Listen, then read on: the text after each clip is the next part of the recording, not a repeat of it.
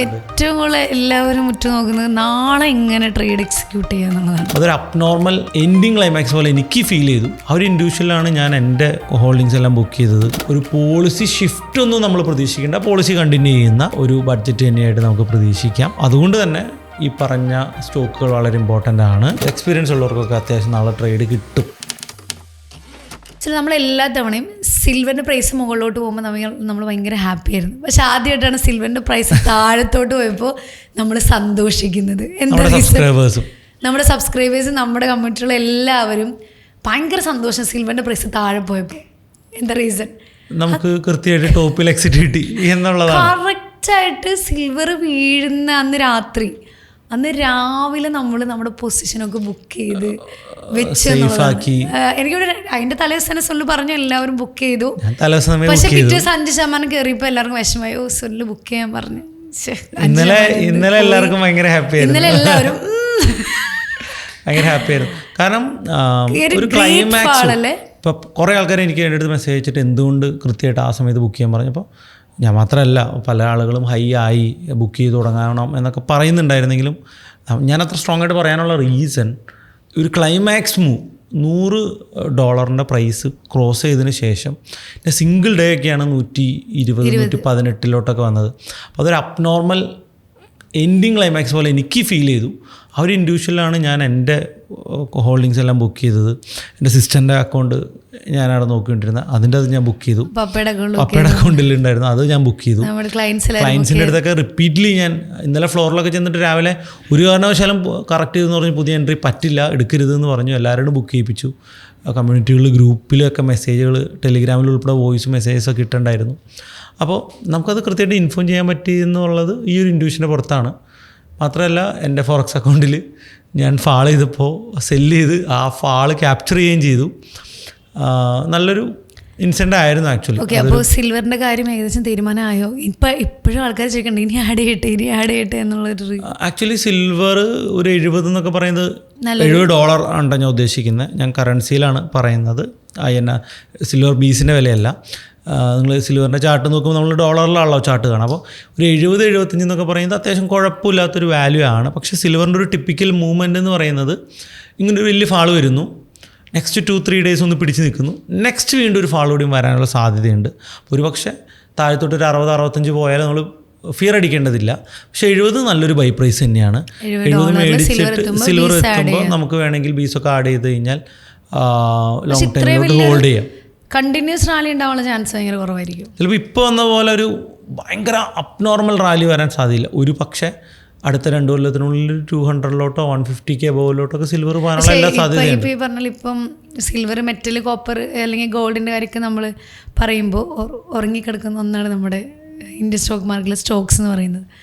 അപ്പോൾ എല്ലാവരും ഇപ്പോൾ ഈ മെറ്റൽസിൻ്റെ പിറകെ ഇങ്ങനെ ഓടിക്കൊണ്ടിരിക്കുകയാണ്. ഇപ്പോൾ എല്ലാവരും തിരിച്ചു വരാനുള്ള പരിപാടിയിലാണ്. ഇതാണ് ഞാൻ കഴിഞ്ഞ പോഡ്കാസ്റ്റിൽ പറഞ്ഞത്. എല്ലാവരും എന്തിൻ്റെ പുറകെ പോകുന്നു അവിടെ കറക്ഷൻ വരും. റൈറ്റ്, ആർക്കും എന്താ വേണ്ടാത്തത് അവിടെ ബുള്ളിഷ്നെസ് വരും. That is we back to Nifty എന്നുള്ളതാണ്. ബഡ്ജറ്റ് അല്ലേ വരാൻ പോകുന്നത്. നമ്മളെല്ലാവരും ആകാംക്ഷപൂർവ്വം കാത്തിരുന്ന നമ്മുടെ സ്വന്തം ബഡ്ജറ്റ്. സുനിലേട്ടൻ ഒരാഴ്ച മുമ്പേ അടുത്ത ആഴ്ച നാളെ കഴിഞ്ഞ ആഴ്ച തന്നെ നാളെ ബഡ്ജറ്റ് അത് ചെറുതായിട്ട് എനിക്കൊന്ന് ഡേറ്റ് മാറിപ്പോയതാണ്. സ്വാഭാവികം. നിങ്ങൾ എല്ലാവരും സുനിനോട് ക്ഷമിക്കുക. എനിക്കോട് അതിൻ്റെ താഴെ കമന്റ് വായിക്കുമ്പോൾ നമുക്ക് മനസ്സിലായി സുനിൽ അതൊക്കെ ഡിലീറ്റ് ചെയ്ത് കളഞ്ഞോട്ടോ. എനിക്കോട് വീഡിയോ തന്നെ കളഞ്ഞു. ഇനിയിപ്പോൾ വീണ്ടും പോസ്റ്റ് ചെയ്യുന്നു നമ്മളെ വീഡിയോ. അതൊരു മിസ്റ്റേക്ക് പറ്റില്ല, സ്വാഭാവികം. അത് ആർക്കായാലും പറ്റും. ആ ഇവന്റിന്റെ ടെൻഷനിൽ നമുക്ക് ക്ഷമിക്കാവുന്നുള്ളൂ സുനിൽ. That's fine. അപ്പം നമ്മളെല്ലാവരും കാത്തിരുന്ന ബഡ്ജറ്റ് നാളെയാണ്, February 1, ഞായറാഴ്ച. മാർക്കറ്റ് ഓപ്പൺ ആണ്. എന്താ തകർന്നു കിടക്കുന്ന നിഫ്റ്റിയെ ഉയർത്തെഴുന്നേൽപ്പിക്കാനുള്ളൊരു ബഡ്ജറ്റ് ആയിരിക്കും ഈ ഒരു ബഡ്ജറ്റ്. ആക്ച്വലി നമ്മുടെ പ്രതീക്ഷകളൊക്കെ അങ്ങനെയൊക്കെ തന്നെയാണ്. പക്ഷേ നിർമ്മലാജിയാണ് അതൊക്കെ മനസ്സിലാക്കുന്നത്. പിന്നെ ബഡ്ജറ്റിനെ കുറിച്ച് പുറത്തു വരുന്ന റൂമേഴ്സൊക്കെ ഒന്നും വിശ്വസിക്കേണ്ട. ഞാൻ കഴിഞ്ഞ തവണത്തെ ബഡ്ജറ്റ് ഡിസ്കഷന് പറഞ്ഞത് നിങ്ങൾക്ക് ഓർമ്മയുണ്ടാവും. ബഡ്ജറ്റിൻ്റെ ഒരു റൂമറും ഒരു സാധനവും പുറത്തു വരത്തില്ല. ഇതൊക്കെ ഭയങ്കര സീക്രട്ടാണ്. അപ്പോൾ ഇന്ന കാര്യം ചെയ്യുന്നൊക്കെ പറയുമ്പോൾ അതൊന്നും എക്സ്പെക്റ്റഡ് അല്ല. ഞാൻ സർപ്രൈസ് എക്സ്പെക്റ്റ് ചെയ്യുന്നത് FISൻ്റെ കേസിലാണ്. എന്തെങ്കിലും FISന് വേണ്ടി സ്പെഷ്യലായിട്ടുണ്ട് എങ്കിൽ അത് ഒരു അടിപൊളി സാധനമായിരിക്കും. പക്ഷേ സ്റ്റിൽ നമ്മുടെ വാല്യുവേഷനൊന്നും അത്രയും കംഫർട്ടബിൾ അല്ല. നമ്മുടെ പല സ്റ്റോക്കുകളും ലോ പെർഫോമിംഗ് ആണ്. FISൻ്റെ സെല്ലിങ് കണ്ടിന്യൂ ചെയ്യും. അങ്ങനെയൊക്കെ ഉള്ളത് വലിയൊരു ഇഷ്യൂ ആണ്. പക്ഷേ ബഡ്ജറ്റിൽ നമ്മൾ നോക്കി വെക്കേണ്ട ചില സെക്ടേഴ്സ് ഉണ്ട്. നമുക്കറിയാം എല്ലാ തവണ ഇന്ത്യ സ്ഥിരമായിട്ട് ചെയ്യുന്ന കാര്യം എന്താ? ഡിഫൻസിന് അലോക്കേഷൻ കൂട്ടും, റെയിൽവേ സെക്ടറിന് അലോക്കേഷൻ കൂട്ടും, ഇൻഫ്രാസ്ട്രക്ചറിന് അലോക്കേഷൻ കൂട്ടും. നമുക്ക് എല്ലാവർക്കും അറിയാവുന്ന കാര്യമാണ്. ഇത് ഓൾറെഡി ആ സ്റ്റോക്കുകളിലും ഉണ്ട്. ഇപ്പോൾ റെയിൽവേയിൽ എന്താ ഇന്ത്യ ചെയ്യാൻ പോകുന്നത്? പുതിയ വന്ദേ ഭാരത് കൂടുതൽ ഒരു 800ഓളം പുതിയ ട്രെയിനുകൾ ചിലപ്പോൾ വരും, പുതിയ കോച്ചുകൾ വരും. വന്ദേ ഭാരത് ഓടിക്കണമെങ്കിൽ എന്ത് ചെയ്യണം? ട്രാക്കിൻ്റെ സ്ട്രെങ്ത് കൂട്ടണം. അപ്പോൾ ട്രാക്ക് ഇമ്പ്രൂവ് ചെയ്യണം. അപ്പോൾ ഇത് ബഡ്ജറ്റിൽ എക്സ്ട്രാ ബഡ്ജറ്റിംഗ് ഇൻഫ്രാസ്ട്രക്ചറിൽ അത് വരും. അതുകൊണ്ട് തന്നെ റെയിൽവേ സ്റ്റോക്കുകളിൽ തന്നെ ഇപ്പോൾ ട്രാക്കിൻ്റെ അകത്താണ് കൂടുതൽ ഫണ്ട് മാറ്റി വയ്ക്കുന്നതെങ്കിൽ നമുക്ക് RVNL പോലുള്ള സ്റ്റോക്കുകളിലോട്ട് നോക്കാം. കോച്ചുകളിലൊക്കെ ആണെങ്കിൽ ജൂപ്പിറ്റർ വാഗൺ പോലുള്ള കോച്ചുകൾ ക്രിയേറ്റ് ചെയ്യുന്ന കോച്ചുകൾ ഉണ്ടാക്കുന്ന കമ്പനികളിലോട്ട് നമ്മൾ ഫോക്കസ് കൂടുതൽ മാറ്റണം. അപ്പോൾ എവിടെയാണോ അലോക്കേഷൻ വരാൻ പോകുന്നതെന്ന് നമുക്കിപ്പോൾ പറയാൻ പറ്റത്തില്ല. പക്ഷേ 2 സ്ഥലത്തും അലോക്കേഷൻ ഉണ്ടാകും എന്നാണ് ഞാൻ എക്സ്പെക്റ്റ് ചെയ്യുന്നത്. റെയിൽവേയുടെ കേസിൽ. ഡിഫൻസിൻ്റെ കേസിലോട്ട് പോകുകയാണെങ്കിൽ ഉറപ്പല്ല ഇന്ത്യക്ക് ഡിഫൻസിന് ബഡ്ജറ്റ് കൂടുതൽ മാറ്റി വെച്ചാലേ പറ്റുള്ളൂ. ഇപ്പോൾ ഇന്നലെ ഉള്ള അപ്ഡേറ്റ് ഉണ്ടല്ലോ, ഇന്ത്യ നാറ്റോയിലോട്ട് പോകുന്നു എന്നുള്ളത്. അപ്പോൾ ന്യൂസ് കേൾക്കാനൊക്കെ ഭയങ്കര രസമാണ്. പക്ഷേ ഇന്ത്യക്കൊന്നും അങ്ങനെ നാറ്റോയിലോട്ട് പെട്ടെന്ന് ചെന്ന് കയറി കൊടുക്കാനായിട്ട് പറ്റത്തില്ല. അല്ലെങ്കിൽ നാറ്റോ ഈക്വലൻ പദവിയുള്ള രാജ്യമായിട്ട് ഇന്ത്യ മാറുകയാണെങ്കിൽ അതേ പറ്റുള്ളൂയിരിക്കും ചിലപ്പോൾ. നാറ്റോ എൻട്രി ഒന്നും ഒരിക്കലും ഇന്ത്യക്ക് പോസിബിൾ അല്ല. കാരണം കഴിഞ്ഞ 50 വർഷമായിട്ട് റഷ്യയുടെ നിന്ന് വാങ്ങിക്കൂട്ടി വെച്ചിരിക്കുന്ന അത്രയും വെടിക്കോപ്പുകൾ ഇരിക്കുന്ന ഇന്ത്യയുടെ ഇതൊക്കെ മാറ്റി നാറ്റോയുടെ സാധനം മേടിക്കുക എന്നൊക്കെ പറഞ്ഞു കഴിഞ്ഞാൽ ഇറ്റ് ഈസ് ഇമ്പോസിബിൾ തിങ് ആണ്. പക്ഷേ അങ്ങനെ ഒരു സൗഹൃദം ഉണ്ടാകുന്നത് നമുക്ക് നല്ലത് തന്നെയാണ്. ഡിഫൻസിന് നമ്മൾ കൂടുതൽ ഫണ്ട് മാറ്റി വയ്ക്കുന്നുണ്ട് ഇൻഡിജീനിയസ് ആയിട്ട് കാര്യങ്ങൾ ഡെവലപ്പ് ചെയ്യാൻ. അങ്ങനെയാണെങ്കിൽ ആർക്കാണ് അതിൻ്റെ ബെനിഫിറ്റ്സ്? ഷിപ്പിംഗ് സെക്ടർ ആണെങ്കിൽ മാസ്ഡോക്കിന് അതിൻ്റെ ബെനിഫിറ്റ്സ് ഉണ്ട്. HAL, VEL ഉൾപ്പെടെയുള്ള നമ്മുടെ ഡിഫൻസ് സ്റ്റോക്കുകൾ ഭയങ്കര ബെനിഫിറ്റ്സ് അതിൻ്റെ ഉണ്ടാക്കും. പ്രൈവറ്റ് സെക്ടറിൽ ഡാറ്റ പാറ്റേൺസ് അതിൻ്റെ ബെനിഫിറ്റ്സ് ഉണ്ടാക്കും. ഇങ്ങനെയുള്ള കുറേ സ്റ്റോക്കുകൾ അവിടെ ഉണ്ട്. ഞാൻ ഈ പറഞ്ഞ മാത്രമല്ല കേട്ടോ, കുറേ സ്റ്റോക്കുകൾ അപ്പുറത്ത് കിടക്കുന്നുണ്ട്. പ്രൈവറ്റ് സെക്ടറിൽ പുതിയ പ്ലേയേഴ്സ് ഡിഫൻസിൽ വരും. അപ്പോൾ ഡിഫൻസിന് എന്തൊക്കെ സർപ്രൈസുകൾ ഉണ്ടാകും. ഇനി ഉറപ്പാണ് കഴിഞ്ഞ തവണയൊക്കെ 8% എന്തോ GDP-യുടെ മാറ്റിവെച്ച്. അത് കൂട്ടിയാലും നമ്മൾ അത്ഭുതപ്പെടേണ്ടതില്ല എന്നാണ് ഞാൻ പ്രതീക്ഷിക്കുന്നത്. അപ്പോൾ ഡെവലപ്മെൻറ്റ് ഓറിയൻറ്റഡ് ആയിട്ടുള്ള, ഡിഫൻസ് ഓറിയൻറ്റഡ് ആയിട്ടുള്ള ഗവൺമെൻറ് ക്യാപെക്സ് ഇൻക്രീസ് ചെയ്തിട്ടുള്ളൊരു ബഡ്ജറ്റ് ആകാനാണ് സാധ്യത എന്നാണ്. ഇതൊരു ഇൻട്രസ്റ്റിംഗ് ഫാക്ടർ ഞാൻ പറയാം. കഴിഞ്ഞ തവണത്തെ ബഡ്ജറ്റ് എനിക്ക് തോന്നുന്നു ടൈം കൂടുതലെടുത്തൊരു ബഡ്ജറ്റല്ല എന്തോ കൂടുതൽ സമയത്തിൽ. അപ്പോൾ ടൈം കൂടുതലെടുത്താലും സമയം കുറഞ്ഞാലും ബഡ്ജറ്റിൽ കുറേ പ്രത്യേകതകളുണ്ട് എന്നറിയാമോ? ഇല്ല, എന്താണ് അങ്ങനെ? കുറേ കാര്യം പറയാനുണ്ട്. ക്യാപെക്സ് കൂടുതലുണ്ടെങ്കിൽ സമയം കൂടുതലെടുക്കും, അതിന് പൈസ കൂടുതൽ സ്പെൻഡ് ചെയ്യും. അങ്ങനെയാണെങ്കിൽ അത് സ്റ്റോക്ക് മാർക്കറ്റിന് പോസിറ്റീവാണ്. ബഡ്ജറ്റ് ചെറിയ ബഡ്ജറ്റാണ്, പെട്ടെന്ന് തീരുമെങ്കിൽ അത് ഒരു പക്ഷേ നെഗറ്റീവ് ആവാനുള്ള സാധ്യതയുണ്ട്. ഏറ്റവും കൂടുതൽ എല്ലാവരും ഉറ്റുനോക്കുന്നത് നാളെ എങ്ങനെ ട്രേഡ് എക്സിക്യൂട്ട് ചെയ്യുക എന്നുള്ളതാണ്. ഞാൻ ഇൻട്രാഡേയിലാണോ? ഞാനൊരു അഡ്വൈസ് വെറുതെ തരും, ആരും നാളെ ട്രേഡ് എക്സിക്യൂട്ട് ചെയ്യും അങ്ങനെയൊന്നും പറയരുത്. എക്സ്പീരിയൻസ് ഉള്ളവർക്കൊക്കെ അത്യാവശ്യം നാളെ ട്രേഡ് കിട്ടും. ഇപ്പോൾ നാളെ രാവിലെ തന്നെ മാർക്കറ്റ് മുകളിലോട്ട് പോവുകയാണെങ്കിൽ ഞാൻ തന്നെ പറയുന്നത്. ഇപ്പം നാളെ രാവിലെ മാർക്കറ്റ് ഓപ്പൺ ചെയ്യുമ്പോൾ തന്നെ മുകളിലോട്ടാണ് മാർക്കറ്റ് പോകുന്നതെങ്കിൽ ഒന്നും ചെയ്യാതിരിക്കുക. എന്ത് ചെയ്യാം? അത് ഒരു മാനിപ്പുലേഷനാണ്. അതിൻ്റെ അത് പോയി താഴെ കഴിഞ്ഞാൽ അത് എപ്പോൾ വീഴും എന്ന് നമുക്കറിയില്ല, നമ്മുടെ പൈസ പോവും. ഞാൻ സാധാരണ ചെയ്യുന്നൊരു കാര്യം ഞാൻ പറയാം. 1, 2, 3 യൂട്യൂബ് ചാനൽ നോക്കും. എന്നിട്ട് ഒരു സെക്കൻഡ് മുമ്പ് ബഡ്ജറ്റ് പ്രസംഗം ഏതിലാന്ന് നോക്കും. അതാണ് പിന്നെ കണ്ടിന്യൂസ് ആയിട്ട് കാണത്തുള്ളൂ. ബാക്കിയൊക്കെ ക്ലോസ് ചെയ്യും. എന്നിട്ട് ഇത് കേട്ടിട്ടിരിക്കും. എന്നിട്ട് ഈ മൂവ്മെൻറ്റും പറയുന്ന കാര്യം തമ്മിൽ കണക്ട് ചെയ്യാനായിട്ട് ശ്രമിക്കും.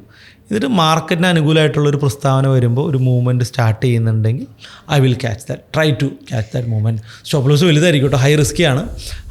ഇപ്പോൾ കഴിഞ്ഞ തവണ CRR കട്ട് ചെയ്യുന്നു ബാങ്കിൻ്റെ. അപ്പോൾ വലിയ പമ്പിങ് വരുമെന്ന് മനസ്സിലായി. ആ സമയത്ത് തന്നെ നമ്മൾ എൻ്റർ ചെയ്യുന്നു. നമുക്ക് ആ റാലി കഴിഞ്ഞ തവണ ക്യാച്ച് ചെയ്യാൻ പറ്റിയിരുന്നു. ഈ തവണ ഇനിയും ബഡ്ജറ്റിൻ്റെ അകത്ത് നെഗറ്റീവായിട്ടുള്ള ഇമ്പാക്റ്റാണ് അല്ലെങ്കിൽ പോസിറ്റീവായിട്ടുള്ള ഇമ്പാക്റ്റാണ്. ലൈവായിട്ട് ഓൺ സ്പോട്ട് കേട്ടിട്ട് അവിടെ ഡിപ്ലോയ് ചെയ്യാനായിട്ട് ശ്രമിച്ചു കഴിഞ്ഞാൽ ചിലപ്പോൾ അത് ക്യാപ്ചർ ചെയ്യും. പക്ഷെ അത് ഭയങ്കര റിസ്ക്കിയാണ്. ശരിക്കും ബഡ്ജറ്റിൻ്റെ റിയൽ മൂവ്മെൻറ്റ് ആഫ്റ്റർ 2 days വരും എന്നാണ് പറയുക. സ്വിംഗ് ട്രേഡേഴ്സ് എന്ത് ചെയ്താൽ മതി? ആഫ്റ്റർ 2 days എൻ്റർ ചെയ്താൽ മതി. F&O ട്രേഡേഴ്സ് എന്ന് പറയുന്നത് ഹൈ റിസ്കി ഹൈ റിവാർഡ് മേടിക്കുന്ന ട്രേഡേഴ്സ് അല്ലേ? പ്രീമിയം കുറച്ച് കൂടുതലായിരിക്കില്ലേ? 20,000-30,000 വെച്ച് നാളെ F&O ചെയ്യാൻ വരരുത്. അതാണ് ഞാൻ പറഞ്ഞത്. അവർക്ക് നല്ല പണി കിട്ടും. എത്ര വേണം? ഒരു 2 ലക്ഷം രൂപ ഉണ്ടെങ്കിൽ ഒരു 20,000 കൊണ്ട് F&O ചെയ്യും. ഓക്കെ, അപ്പം എനിക്ക് തോന്നുന്നു ബഡ്ജറ്റാണ് നമ്മുടെ ഏറ്റവും വലിയ പ്രതീക്ഷ. അത് റിഫ്ലക്ഷൻ കാണാനും പറ്റുന്നുണ്ടല്ലോ. കഴിഞ്ഞ ഒരാഴ്ചയായിട്ട് താഴെ പോകുന്ന മാർക്കറ്റ് പക്ഷെ പോസിറ്റീവില് ക്ലോസ് ചെയ്യുന്നു. ഭയങ്കര വോളറ്റൈലാണ്. എനിക്ക് തോന്നുന്നു ഞാനൊക്കെ 26,000 ബ്രേക്ക് ചെയ്യാൻ വേണ്ടി വെയിറ്റ് ചെയ്യാണ്. നിർമ്മലാജിയുടെ എത്രാമത്തെ ബഡ്ജറ്റാ? I don't know. I think 9ാമത്തെ 8ാമത്തെ ഞാൻ ഡേറ്റ് ഞാൻ ഓർക്കുന്നില്ല. എത്ര ബഡ്ജറ്റായി, എത്ര എക്സ്പീരിയൻസ്ഡ് ആയിട്ടുള്ള ടീമാണ് അതിൻ്റെ കൂടെ ഉള്ളത്. സോ രാജ്യത്തിന് എന്താണ് വേണ്ടതെന്ന് ഒരുവിധം നന്നായിട്ട് അറിയാമെന്ന് തന്നെയാണ് ഞാൻ പ്രതീക്ഷിക്കുന്നത്. മാത്രമല്ല എലക്ഷൻ ഭയങ്കര ഇമ്പോർട്ടൻ്റ് ആണ്, പ്രത്യേകിച്ച് സൗത്തിലെ എലക്ഷൻസ്, കേരളം ആൻഡ് തമിഴ്നാട്. അപ്പോൾ ഇപ്പോൾ കേരളത്തിൽ ട്രിവാൻഡ്രമൊക്കെ BJP ജയിച്ചിരിക്കുന്നതുകൊണ്ട് തന്നെ ഒരുപക്ഷെ കേരളത്തിന് ഇതാണ് കുറച്ച് ബഡ്ജറ്റിൽ കൂടുതൽ എന്തെങ്കിലുമൊക്കെ വരാനുള്ള സാധ്യതകളുണ്ട്.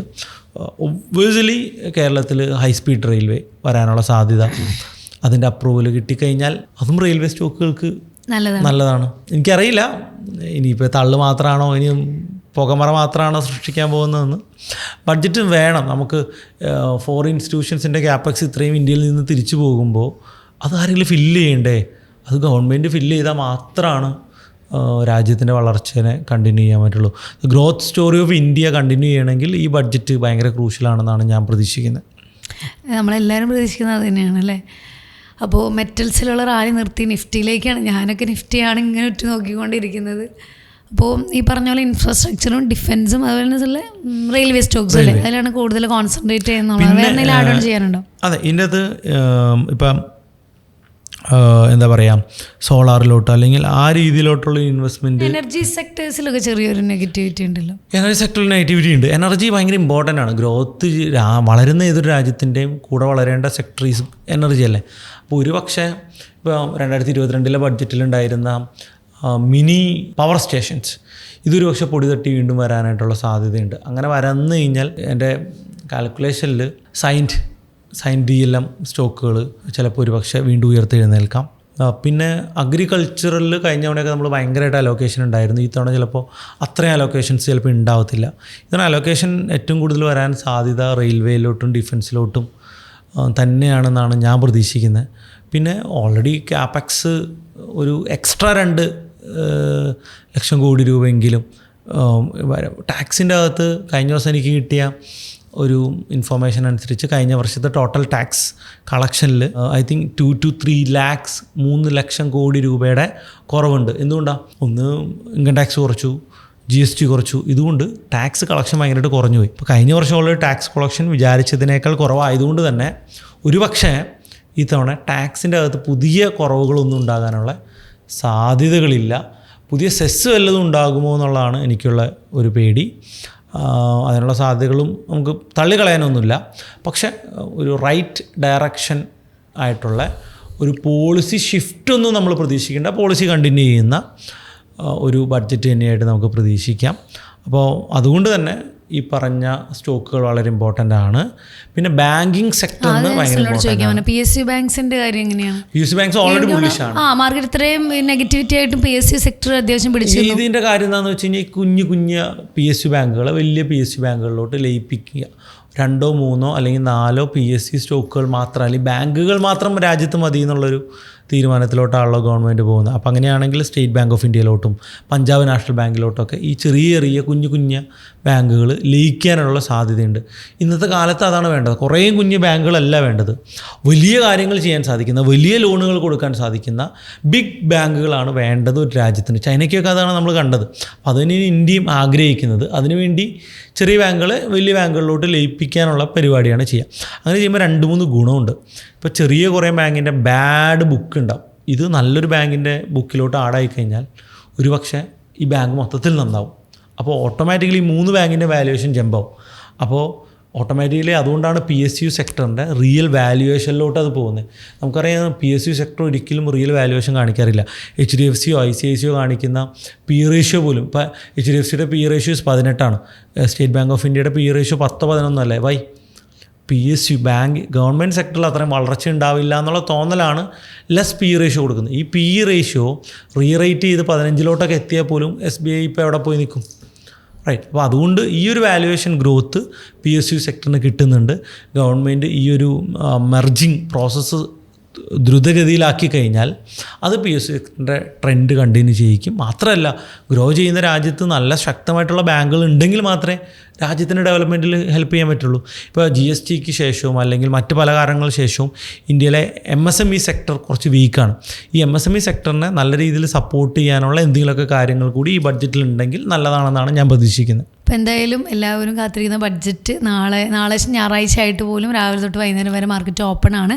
അപ്പോൾ നമുക്ക് എന്തായാലും നോക്കാം. നമുക്ക് വേണമെങ്കിൽ കുറച്ച് സ്റ്റോക്കുകൾ വേണമെങ്കിൽ സെപ്പറേറ്റ് വേണമെങ്കിൽ പറയാം. ഇപ്പോൾ നമ്മൾ റെയിൽവേ സെക്ടറിലോട്ട് നമ്മൾ നോക്കുകയാണെങ്കിൽ IRFC, RVNL, RailTel, Texmaco rail, അതുപോലെ തന്നെ ജുപ്പിറ്റർ വാഗൺ ഒക്കെയുള്ള സ്റ്റോക്കുകൾ നമുക്ക് നോക്കി വയ്ക്കാം നാളത്തേക്ക്. അതുപോലെ തന്നെ നമ്മൾ ഡിഫൻസിലോട്ട് വരികയാണെങ്കിൽ എയർക്രാഫ്റ്റ് ബിൽഡ് ചെയ്യുന്ന HAL, BEL, അതുപോലെ തന്നെ മാസ്ഡോക്ക്, നേവൽ ഷിപ്പുകൾ ബിൽഡ് ചെയ്യുന്ന മാസ്ഡോക്ക്, അതുപോലെ തന്നെ ഞാൻ പറഞ്ഞു പ്രൈവറ്റ് സെക്ടറിൽ നിന്ന് ഡാറ്റ പാറ്റേൺ സോഫ്റ്റ്വെയർ സപ്പോർട്ട്സും കാര്യങ്ങളും ചെയ്യുന്ന ഡാറ്റ പാറ്റേൺ ഓൾറെഡി നല്ല റാലി ഓൾറെഡി നടത്തിയിരിക്കുന്നതാണ്. അപ്പോൾ ഇത്തരത്തിലുള്ള സ്റ്റോക്കുകൾ നിങ്ങൾക്ക് എന്ത് ചെയ്യാൻ പറ്റും, നോക്കി വെച്ച് നല്ല രീതിയിൽ ഐഡൻറ്റിഫൈ ചെയ്ത് ബഡ്ജറ്റിന് വേണ്ടിയിട്ട് അല്ലെങ്കിൽ ബഡ്ജറ്റ് കഴിഞ്ഞിട്ടുള്ള നെക്സ്റ്റ് 2-3 ഡേയ്സിൽ ഐഡൻറ്റിഫൈ ചെയ്യാനായിട്ട് പറ്റും. ഇതിൻ്റെ കൂടെ ഇമ്പോർട്ടൻ്റ്ലി നമ്മൾ വീണ്ടും പറയുകയാണ്, ഐ തിങ്ക് ഫെബ്രുവരി 22 ട്രേഡ് ടോക്സിൻ്റെ ഓൾ കേരള ട്രേഡ് സബ്മിറ്റ് നമ്മൾ നടത്താനായിട്ട് പോവുകയാണ്. സ്റ്റോക്ക് മാർക്കറ്റിൻ്റെ ബേസിക്സ് മുതൽ ഒരു അഡ്വാൻസ് ലെവൽ വരെയുള്ള ഏതൊരാൾക്കും പങ്കെടുക്കാൻ പറ്റുന്ന ഇന്ത്യൻ മാർക്കറ്റിനെ കുറിച്ചിട്ട്, ഫോറക്സ് മാർക്കറ്റിനെ കുറിച്ചിട്ട്, ക്രിപ്റ്റോനെ കുറിച്ചിട്ട്, സ്റ്റോക്ക് മാർക്കറ്റുമായിട്ട് ബന്ധപ്പെട്ട ടാക്സുകളെ കുറിച്ച് അറിയാനായിട്ട്, മ്യൂച്വൽ ഫണ്ട് സെക്ടറിനെ കുറിച്ച് അറിയാനായിട്ടുള്ള എല്ലാ സെഷൻസും വളരെ അഡ്വാൻസ് ലെവലിൽ നിങ്ങൾക്ക് അവിടെ വന്നിട്ട് മനസ്സിലാക്കാനും ഒരു നല്ല നെറ്റ്വർക്ക് ബിൽഡ് ചെയ്യാനും പറ്റും. അതിൻ്റെ ഏർലി ബേർഡ് ഓഫർ ഈ മൺഡേ ബഡ്ജറ്റ് കഴിഞ്ഞ് നെക്സ്റ്റ് ഡേ മാത്രമേ ഉള്ളൂ. അത് കഴിഞ്ഞ് നമ്മളതിൻ്റെ ഏർലി ബേർഡ് ഓഫർ എൻഡ് ചെയ്യാനായിട്ട് പോവുകയാണ്. അപ്പോൾ നിങ്ങൾക്ക് I think last few tickets മാത്രമാണ് നമ്മൾ ഏർലി ബേർഡിലുള്ളൂ. അപ്പോൾ നമ്മളൊരു 50% ടിക്കറ്റ്സാണ് ഏർലി ബേർഡിൽ വെച്ചിട്ടുള്ളത്. അത് ഓൾമോസ്റ്റ് എനിക്ക് തോന്നുന്നു ഇന്നും നാളെയായിട്ടൊക്കെ ഫില്ലാകും. അപ്പോൾ നിങ്ങൾക്ക് ഏർലി ബേർഡ് ഓഫറിൽ ജോയിൻ ചെയ്യാനായിട്ട് പറ്റും. മാത്രമല്ല നമ്മുടെ ഈ ഒരു ഇവൻറ്റ് കഴിഞ്ഞിട്ട് നമ്മളൊരു ഇഫ്താർ വിരുന്നും കൂടി നമ്മൾ പ്ലാൻ ചെയ്യുന്നുണ്ട്.